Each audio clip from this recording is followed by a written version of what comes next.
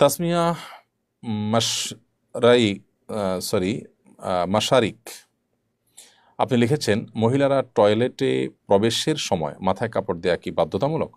টয়লেটে প্রবেশের সময় ওলামা ইকরাম মাথায় কাপড় দিয়ে যাওয়াটাকে উত্তম বলেছেন এবং টয়লেট ব্যবহারের শিষ্টাচার বা আদব হিসেবে উল্লেখ করেছেন। এটা নারী পুরুষের জন্য আলাদা কোনো বিধান এখানে নেই, সবার জন্য এটি সমান হারে প্রযোজ্য। তবে কোনো কারণে মাথা খুলে গেলে যে গুনাহ হয়ে যাবে, হারাম হবে, এটা সঠিক নয় এবং নারী পুরুষ সকলের জন্য একই জিনিস সেক্ষেত্রে প্রযোজ্য।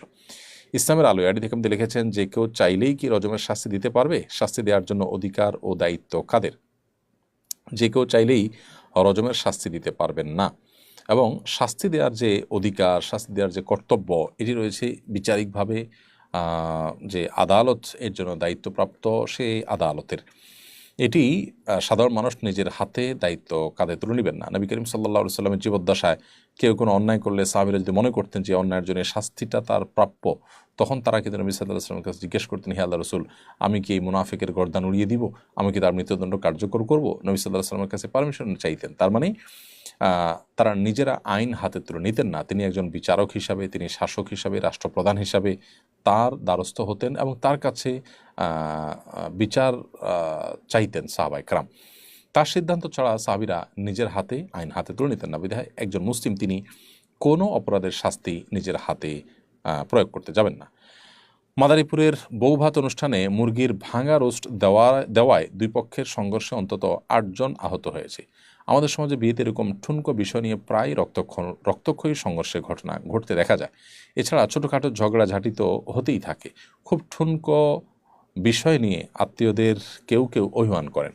এসব এড়িয়ে বিয়ের আয়োজনের উপায় কি? দেখুন, প্রথম কথা হলো, আমরা একটু আগে একটি প্রশ্ন উত্তরে বৌভাত সম্পর্কে বলেছিলাম, আপনার বরযাত্রা সম্পর্কে বলেছিলাম। এই বরযাত্রার যে সংস্কৃতি, এই সংস্কৃতিটা আমাদের সমাজে শরিয়ার সাথে যায় না এমন একটি সংস্কৃতি।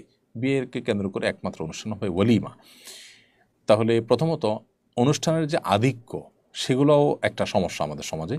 দ্বিতীয়ত হলো, মূল এবং বড় সমস্যা হলো যে আমরা দিন দিন অসহিষ্ণু এবং অসহনশীল হয়ে উঠছি। আমাদের ধৈর্য সহ্য দিন দিন কমে যাচ্ছে এবং সেটি কমে যাওয়ার মূল কারণ হলো যে আমাদের মধ্যে দ্বীনি চেতনা দুর্বল হয়ে যাচ্ছে, বস্তুবাদী চেতনা আমাদের মধ্যে অনেক বেশি শক্ত প্রবল হয়ে যাচ্ছে। আমাদের কাছে ইগো, মান সম্মান এটা অনেক বড়। এমনকি জাহান্নামে চলে গেলেও আমাদের দুনিয়াতে মান সম্মানের চিন্তা করতে হচ্ছে। এটি হলো ঈমান দুর্বলতার কারণে। একজন মানুষের যখন জান্নাত জাহান্নামের ব্যাপার হবে, তখন তিনি অবশ্যই জান্নাতকে প্রায়োরিটি দিবেন, জাহান্নাতমুখী কর্মকাণ্ড থেকে বেঁচে থাকবেন। আপনি মেহমান হয়ে গিয়েছেন, আপনাকে যা দেওয়া হয়েছে সেটা আপনি গ্রহণ করবেন। তাদের ভুলে হোক আর ইচ্ছায় হোক, যদি তারা কোনো প্রকার ত্রুটি করেছেন বলে মনে হয়, তাহলে সেখানে তাদের উপরে চড়াও হওয়া এটা রীতিমতো পৈশাচিক আচরণ এবং রীতিমতো এক নির্লজ্জ আচরণ।